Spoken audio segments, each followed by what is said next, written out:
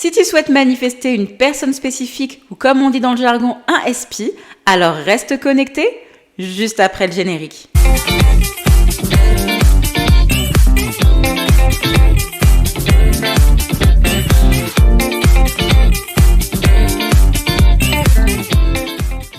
Bonjour à toutes, j'espère que vous allez bien, que votre semaine ou que votre week-end se passe à merveille. Comme d'habitude, je vous invite à vous abonner à la chaîne YouTube, à laisser un petit j'aime et pourquoi pas un commentaire. Si tu m'écoutes à travers Apple Podcasts, Spotify ou toute autre forme de plateforme, je t'invite à me laisser 5 étoiles et aussi pourquoi pas un commentaire. C'est important pour le référencement et surtout pour étendre la communauté Oser devenir soi-même. Je te remercie par avance. Alors aujourd'hui, nous allons parler d'un sujet qui est super intéressant en manifestation. C'est celui en fait qui m'a vraiment ouvert au champ des possibles et surtout comprendre comment la manifestation fonctionne. Parce que en fait, quand tu comprends que tu es capable de manifester une personne spécifique, parce que oui, spoiler alerte, tu peux manifester une personne spécifique, ça t'ouvre tout un champ des possibles. Et bien sûr, même toi, là, je te vois me dire « Ah non, c'est pas possible. » Si, même pour toi, c'est possible de manifester une personne spécifique et je t'explique pourquoi. Alors, au prime abord, il faut vraiment que tu comprennes ce qu'est une personne spécifique. En fait, une personne spécifique, c'est tout simplement quelqu'un avec qui tu veux avoir une interaction dans ta 3D. Donc, une personne spécifique ne se limite bien sûr pas au domaine sentimental. Une personne spécifique peut très bien être un patron, un frère, une sœur, cousin, cousine, personne connue ou personne inconnue, ou bien sûr, quelqu'un avec qui, bien sûr, tu veux développer de l'amour. Donc pour ça, tu n'as pas spécialement besoin de connaître cette personne, ou alors, dans le second cas, tu connais déjà cette personne, et peut-être que les relations sont en berne, et toi, tu veux obtenir quelque chose de spécifique sur cette relation. Et ça, c'est magnifique. Dans ce second point, il faut vraiment que tu comprennes également que, en fait, toute manifestation est quelque chose, entre guillemets, de spécifique. Mais après qu'une manifestation a son degré de spécificité. C'est-à-dire que, par exemple, tu peux tout simplement avoir comme idée de rencontrer l'amour. C'est une manifestation spécifique. Maintenant, si tu as quelqu'un dans ta tête, tu peux être beaucoup plus spécifique puisque tu as un nom à apposer à la personne. C'est vraiment ça la différence. Un travail est également une manifestation spécifique. Si tu veux travailler dans telle boîte, occuper tel poste, c'est une manifestation spécifique. Et si tu comprends bien, en fait, rien ne différencie la personne ou bien l'occasion, la circonstance que tu veux manifester dans ta vie. Dans les deux cas, ce sont des manifestations spécifiques. Donc ne te fais pas perdre dans l'idée qu'une personne spécifique serait plus compliquée que manifester un poste de travail, parce que notamment, alors là j'adore cet exemple, parce que pour que tu sois embauché dans un poste, forcément, tu manifestes que le recruteur soit, entre guillemets, séduit par ta personnalité, séduit par ta candidature. Tu vois ?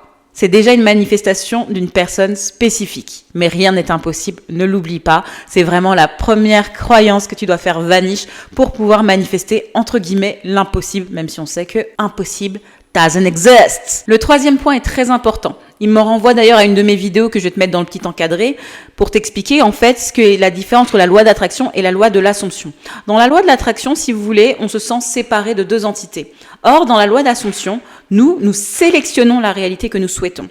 Nous partons donc des théories de physique, en fait, tout simplement, qui disent que la réalité est basée sur l'observateur. Que ce que l'observateur, donc, va regarder, va se comporter selon ses attentes. Donc, tout simplement, ça t'ouvre un champ des possibles assez énorme de physique quantique, tout simplement. Je ne suis pas une experte dans le sujet, mais je vous mettrai des vidéos, bien sûr, en backup. Nous partons simplement du principe que beaucoup de réalités, même une infinité de réalités existent, même si la création est terminée, merci Neville Goddard, mais dans toutes ces réalités qui existent, il y a ce que tu désires. Et que toi, tu es en train de sélectionner ce que tu veux dans ta réalité. C'est-à-dire que, bien sûr, qu'il y a une réalité où toi et cette personne ne vous entendez pas, où toi et cette personne ne vous êtes jamais rencontrés, etc., jusqu'à pléthore. Donc, c'est ça, sélectionner sa réalité.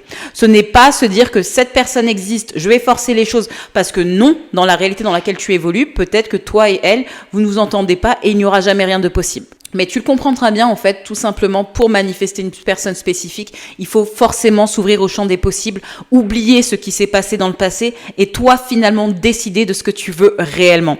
Je te l'ai déjà dit, décider, c'est la base de toute manifestation. Donc finalement, si tu comprends bien, toutes les personnes avec lesquelles tu interagis dans ta réalité sont des personnes spécifiques à qui tu as donné finalement un rôle. Par exemple, pour manifester cet épisode d'Oser devenir soi-même, peut-être que tu as demandé une personne qui me correspond pour t'expliquer la manifestation d'une personne spécifique. Et sur ce point, je suis donc ta personne spécifique. Bien sûr, tu peux être très large et tu peux tout simplement demander une personne qui parle de Law of Assumption et tu tomberas sur une chaîne Y ou Z. Donc rien de compliqué, tu as toujours manifesté des personnes spécifiques et tu as toujours manifesté le comportement qu'elles allaient avoir à ton égard. N'est-ce pas magnifique? Donc si tu as bien compris maintenant dans ce point suivant, c'est que les gens, les circonstances se comporteront toujours comme toi, tu t'attends à ce qu'elles se comportent. Donc finalement, tu seras toujours en face de ta personne spécifique ou de ta réalité spécifique. Et pour ça, il faut bien sûr que tu choisisses quelque chose de bénéfique à ton sujet, que tu te racontes une nouvelle histoire sur cette personne ou sur cette chose. Peu importe ce qu'elle t'a démontré par le passé, c'est le passé. Le passé fait partie d'anciennes pensées, d'anciens systèmes de croyances qui t'ont emmené à ce point qui est maintenant.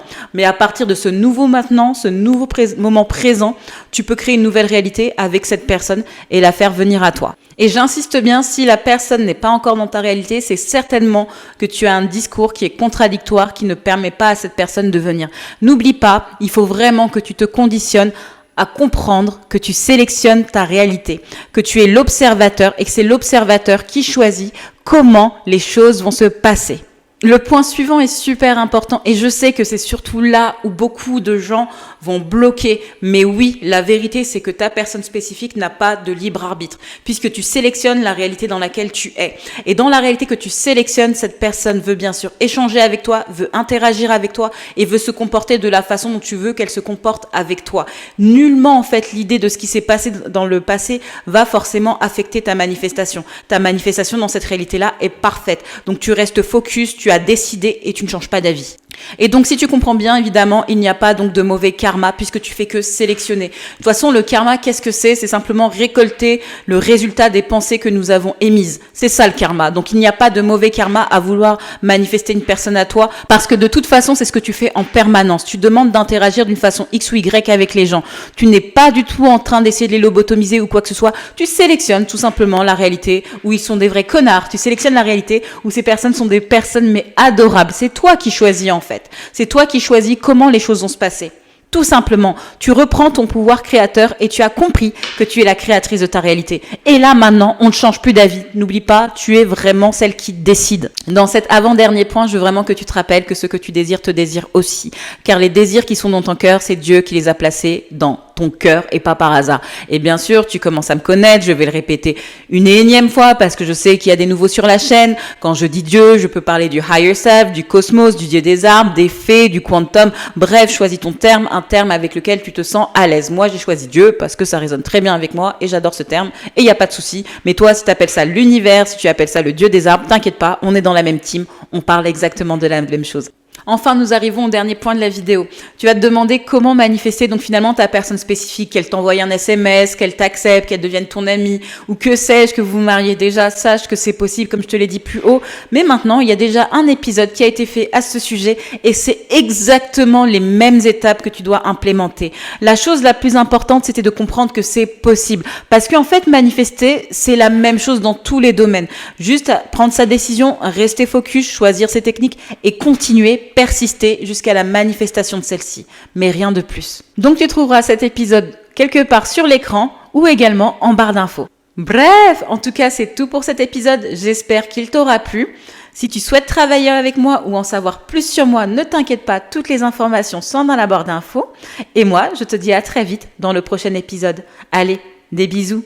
Ciao, ciao!